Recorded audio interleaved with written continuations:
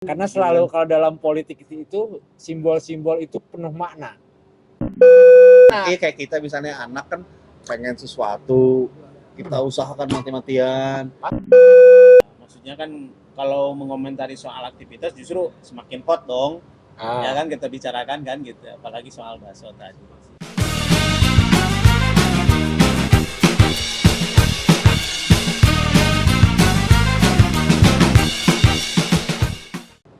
Setelah pernyataan resmi presiden bahwa presiden boleh memihak dan boleh berkampanye, ternyata langsung dibuktikan dengan momen pertemuan antara presiden dengan Prabowo di Jawa Tengah, lagi makan bakso, dikelilingi oleh masyarakat setempat. Kenapa harus makan bakso? Sebelum kenapa harus makan bakso, kenapa presiden lebih fokus kepada memenangkan Prabowo daripada mengurus negara? Tugasnya beliau. Tegasnya beliau ya. Iya. Oke. Sekarang kenapa harus makan bakso? Sebelum kenapa harus makan bakso? Apa dulu? Ini jangan dicuekin. Oh, iya. Kenalin dulu, kenalin. Siapa namanya? Siapa namanya? Kenalan dulu ya. Nanang Rustandi Dari Cianjur. baru kenalan kita ya. Oh iya, karena saya baru nongkrong di sini Pak. Halo teman-teman, ini adalah sahabat kita semua, Pak Haji Nanang Rustandi. Dia pemimpin surat kabar lokal terbaik di Jawa Barat, Radar Cianjur. Radar Cianjur yang sudah banyak berbakti ketika musibah terjadi. Iya, kemarin gempa ya. Gempa ya. Ya, Tahun lalu kan ya? Ya, tahun lalu. Ada setahun udah ya? Ya, setahun. Tahun-tahunnya kemarin. Oke, lanjut. Kenapa bakso? Kenapa bakso? Filosofinya apa? Makan bakso dipertontonkan. Karena selalu kalau dalam politik itu simbol-simbol itu penuh makna. Bukan karena dulu ketum PDIP soal tukang bakso juga sempat viral. Tafsirannya bisa. Coba ada tafsiran lain nggak? Kenapa bakso? Kalau ingat bakso tuh saya ingat Malang gitu. Malang. Ya. Kenapa? Ingat Malang. Malang kalau kebanyakan di sini ada bakso Malang gitu ya. Yuk, sini aja Om. Ayo kopi dulu Kalau nih. iya, makasih Mas. Ya maksudnya kenapa harus bakso? Mungkin kalau bakso itu lebih ke masyarakat, Merakyat ya. Merakyat gitu, kesannya kan begitu Pak.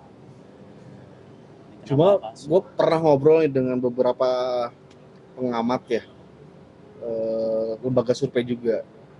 Jadi kata dia tuh kalau ingin mengesankan dia merakyat, terus kemudian barang-barang yang dibawanya adalah branded, berarti itu adalah kamuflase.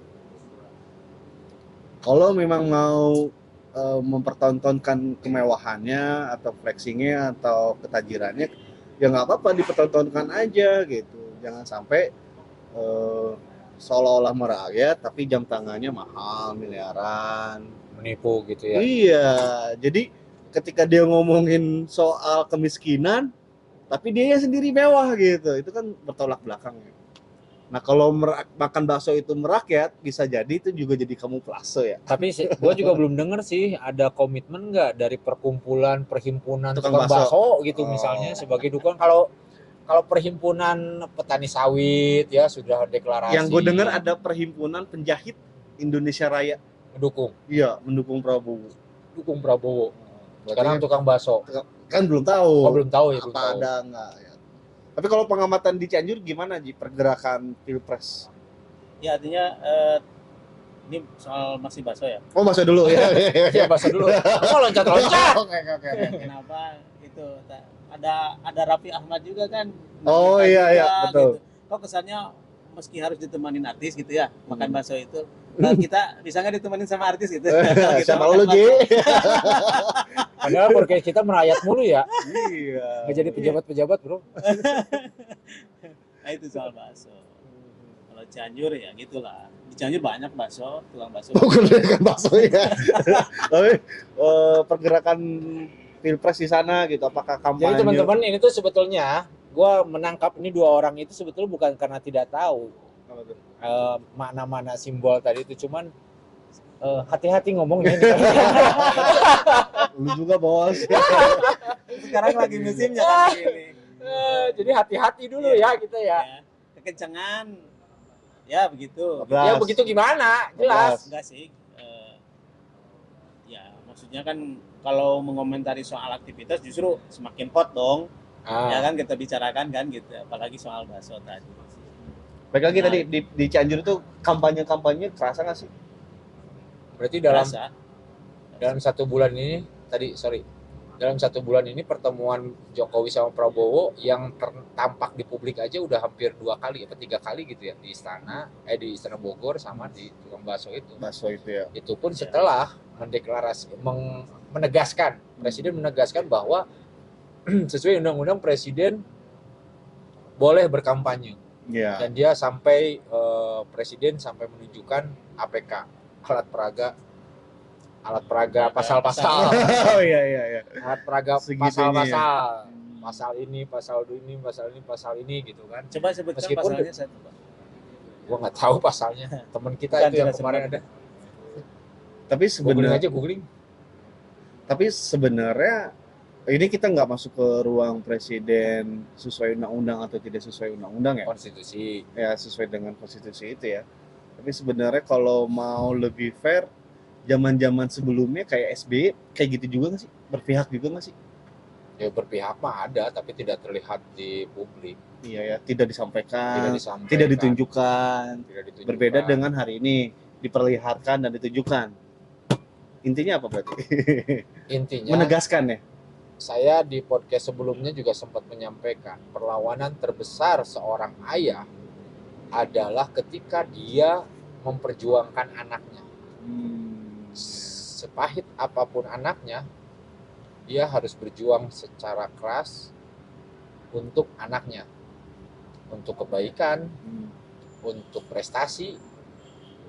Kan nggak mungkin atuh Pak Jokowi meninggalkan Gibran begitu saja dengan sendirinya gitu. Iya. Sementara kita tahu sendiri kan, dan masyarakat sudah sangat tahu kan. Oh berarti ini belum punya pengalaman bisa dibilang kuat. naluriah ya, bukan naluriah ya, hal yang biasa lah ya. Iya, kalau ditariknya pada ikatan darah yang tidak bisa dibantahkan. Kayak kita contoh misalnya, Jadi kita memang tidak bisa kita tidak bisa persoalkan kalau hubungannya adalah ayah dan anak. kayak kita misalnya anak kan pengen sesuatu, kita usahakan mati-matian, Pasti. pengen pendidikan yang lebih baik, kita usahakan mati-matian gitu ya untuk kemajuan anaknya. Nah, berarti kan hal yang serupa juga bisa dikatakan kayak gitu ya. Bisa. Cuma kan ini dalam bernegara, Bos. Oligarki dan dinasti. Gimana, Ji? Ini kan dalam bernegara, Ji, bukan dalam berkeluarga. Makanya ada definisi oligarki dan dinasti. Ya kemarin kan terakhir itu yang ditakutkan, dikhawatirkan dari lawan politiknya kan begitu. Kalau tadi betul sudah dinasti, nepotisme dan sebagainya kan sudah, artinya polusi ya, sesama itu anaknya pastilah gitu kan, diutamakan lah gitu kan, tadi anaknya pasti harus jadi gitu kan. Nah itu yang dikhawatirkan oleh musuh politiknya kan, bisa jadi itu dikhawatirkan negara ini dipimpin oleh itu. Satu periode, 2 periode, 3 periode yang akan datang seperti itu. Iya. Ada tuh bahkan video ininya, celotehannya. Sama cucunya. Iya, sampai buat ETS gitu. nanti ya. Tapi kan rakyat yang memilih, Ji. Belum tentu juga. Ya sih. Gimana tuh? Ya, tapi kan memang ya, kalau kekhawatiran itu pasti ada ya. Cuman kan kalau kita kembali lagi ke rakyat memilih kan, ya kalau senang kenapa tidak kan begitu. Tetapi perspektif yang lain mengatakan bahwa oh ya pastilah anaknya, kakinya semua ikut nanti kan gitu. Yang dikhawatirkan itu kan. Tapi pengalaman gue mengikuti pemilu ya, gue itu ikut nyoblos itu dari gue 2010 ya. Gua 2004. 2004 ya? Gua. Iya 2004. 2008 berarti. Pilkada dulu gue ikut itu. Nah itu pengalaman gue, atau karena memang ruang informasinya terbatas ya, artinya segala riuhnya politik itu tidak sampai pada saat seperti sekarang ya, masif gitu ya. ketika itu kan dulu tidak ada istilah dukung mendukung dari pemimpin negara sebelumnya gitu ya. 2008 itu berarti Iya. masih SBY ya, SBY naik pertama ya, 2004 2009 kan, 2009. Nah itu tidak terasa tuh riuh-riuh apakah presiden memihak dan berkampanye dan sebagainya. Tapi kalau sekarang karena mungkin informasinya deras, jadi ketahuan gitu, jadi terlihat jelas. Bisa nggak sih dibilang kayak gitu karena informasinya dulu tidak semasif sekarang? Bisa saja, dan sekarang mah tidak ada hal yang eksklusif, Tidak ada yang ditutupi kan pada akhirnya. tidak sulit ditutupin. Kayak pertemuan-pertemuan yang bisa terekspos dengan mudah, pertemuan-pertemuan yang bisa terpublikasi dengan cepat gitu. Artinya gue yang mau gue katakan bahwa dari dulu juga presiden juga pasti memihak, ya kan dia punya jagoannya. Iyalah, Cuma tidak terekspos saja, ya kan gitu kan? Kalau saya sih punya pendirian begini ya, presiden dengan Pak Jokowi kan terpisah ya. Ketika tadi Pak Presiden Jokowi sebagai punya pejabat. hak ya, presiden sebagai warga negara, sebagai manusia punya hak dong gitu. Tapi presiden sebagai Jokowi sebagai presiden ya presiden gitu, nggak bisa disamakan gitu.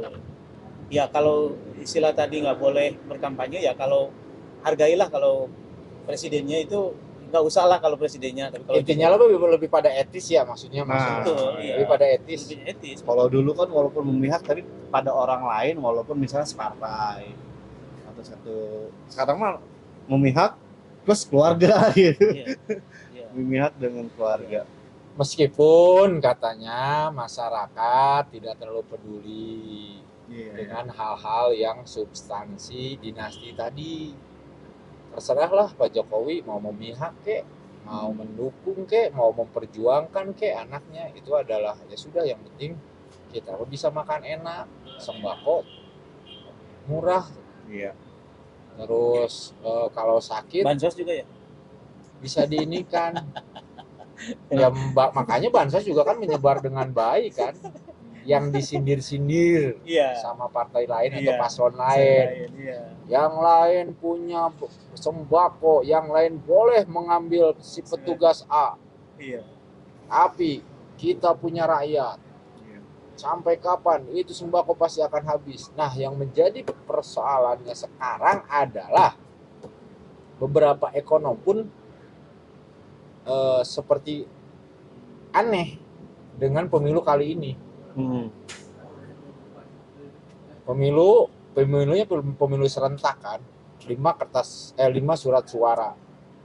Tetapi daya beli justru malah Rendah, malah cenderung turun, terutama di Jawa Barat. Idealnya setiap musim pemilu perputaran sembako itu bagus. Distribusi mamin itu tinggi dan cenderung cepat. Ya. Terus kemudian daya beli terhadap daya serap terhadap makan minum aja itu pasti akan melampaui dari tahun-tahun sebelumnya atau sebelum pemilu. Tapi beberapa ekonom kan menyebut paling yang tinggi hanya Jateng, terus kemudian Jawa Barat cenderung turun. Padahal dari kumpul-kumpul ini kan harusnya ada perputaran ekonomi kan, minimal caleg-caleg kumpul jajan gitu. Gue dapat informasi bahwa belanja sembako dan sebagainya itu untuk pemilu ini bypass langsung, misalnya jadi nggak ke pedagang. Iya, langsung pada produsen yang besarnya. Contoh salah satu misalnya beras, nyarinya di mana sih gitu kan, yang pengepul beras gitu, tidak melalui pedagang eceran atau pedagang warung biasa. Karena Termasuk caleg-calegnya juga. iya, Berarti terpusat pada satu titik gitu. Pantesan Jawa Barat cenderung turun ya. turun. Gue memahami sih, mungkin karena caleg juga keterbatasan amunisi, anggaran, akhirnya ya daripada beli 10 dengan harga 10, mendingan gue beli 5 dengan dapat 10 gitu melalui produsen langsung. Itu kan memutus beberapa rantai itu kan. Cuma akhirnya nggak muter ekonomi. Di Cianjur juga sama kan, pasti nggak muter. Iya. Padahal produsen beras ya. Iya. Tapi Hasil, ekonominya hasil. bagus gak? Tapi pernah gue lihat gini, calon ada satu tim dia beli di agen beras, tapi sudah dicepak gitu ya. Sudah Lu beli dikemas. berapa? Saya sekitar ratusan pak, keren, dapat untung tuh gede gitu ya. Ya. Terus si penyalurnya juga, saya juga dapat untung dong gitu. Ya lah, warnanya saya nggak bisa disebut ya, tapi yang warnanya pasti yang warnanya pro gitulah ya. Memang tadi betul adanya di bukan agen lah ya. Tapi ngumpul di pasar mah dia nggak berani bawa beli di sana. Tapi memang di agennya agak besar gitu, pengumpul beras yang agak besar gitu. Jadi keuntungannya memang di sana. Tapi dia juga salaman dengan saya juga untung katanya ya. Terima kasih lah. Maksud saya hanya di orang-orang tertentu saja adanya uang itu gitu kan tadi. Bahkan orangnya itu juga. Maksudnya pengepulnya. Iya. Bisa Jadi nggak jadi kan. sampai ini. Iya. Oh, orangnya itu juga gitu. Memang rada cenderung aneh juga sih. Sama seperti halnya pembangunan di mana-mana, tapi masyarakat sekitar menurut para ekonom juga tidak merasakan.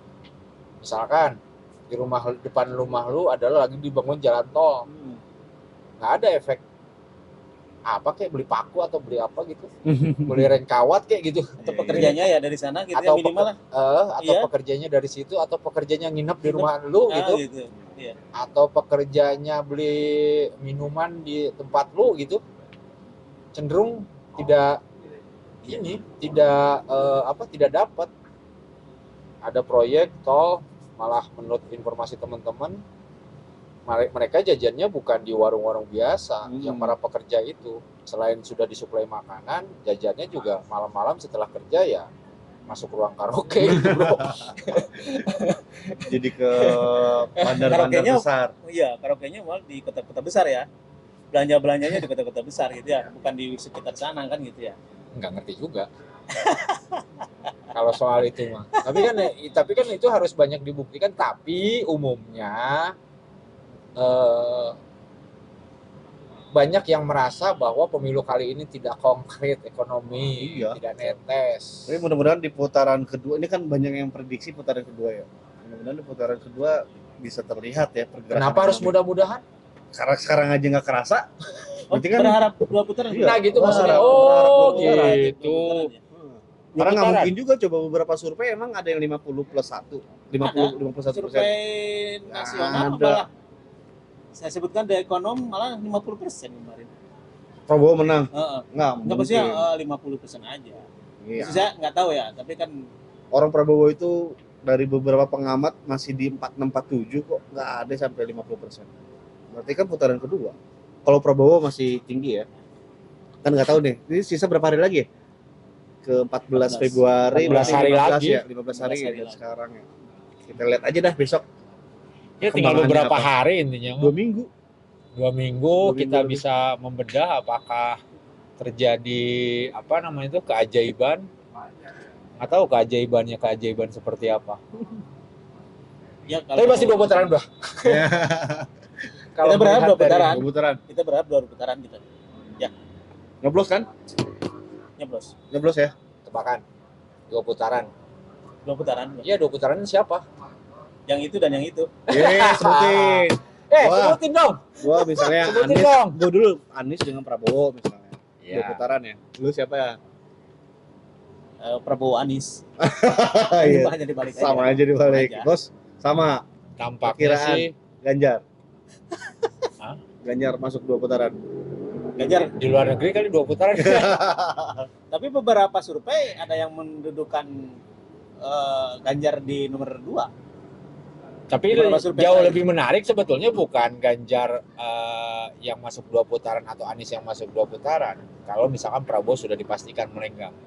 Anies sebagai sebagai kambing hitam. Udah hitam. Sebagai kuda hitam. Ya kan sering dijadikan kambing hitam kan. Oh, iya. Pembenaran lah ya. Sebagai kuda hitam, dia kan punya posisi tawar yang baik kan. Nah ini serunya nih, yang mulai dihembuskan dong. Ganjar Anies, Tapi intens ya. lawan Prabowo. Sudah intens ya pertemuan Ganjar dengan Anies ya. Katanya seperti itu, tim-timnya juga sudah melakukan upaya-upaya komunikasi yang baik. Tapi kan Jokowi juga sedang berusaha dong. Iya, balik lagi ya ke PDIP. Iya. Tapi katanya Yang serem itu justru malah jika misalkan Nasdem bisa ke Prabowo. Iya. katanya tim Anies justru kenapa sih Isunya. kita nggak dikaitkan dengan Prabowo bahkan gitu. Jangan hanya ke Ganjar aja. Anies koalisi sama Prabowo gitu. Kan ada asumsi begitu kan? Mungkin kayak Ya mungkin saja. aja ya, namanya politik bisa ya. aja, Oh. kan? Yang saya bayangkan Hitung-hitungan. adalah para tim sukses di tim udaranya udah bingung aja kali ya. Atau Prabowo Ganjar kan juga bisa ya. Iya, bisa saja. Anies di Mau. sana. Semua peluang ada, semua kesempatan ada. Tapi kita lihat di tanggal 14 kan udah ketahuan udah. Ya. 14 malam itu kan udah ketahuan udah Iya. 2 putaran lah. Aduh, udah tinggal ngelobi sana sini Jam aja. 2, jam 3 juga udah ketahuan. Ya. Iya. Oke, kita tunggu aja nanti hasilnya sama perkembangannya menjelang pemilu 2024. Banyak kopi, perkuat opini, Ji. Itu adalah tagline kita. Tos. Banyak kopi, Perkuat opini. perkuat opini. Gitu. Tos.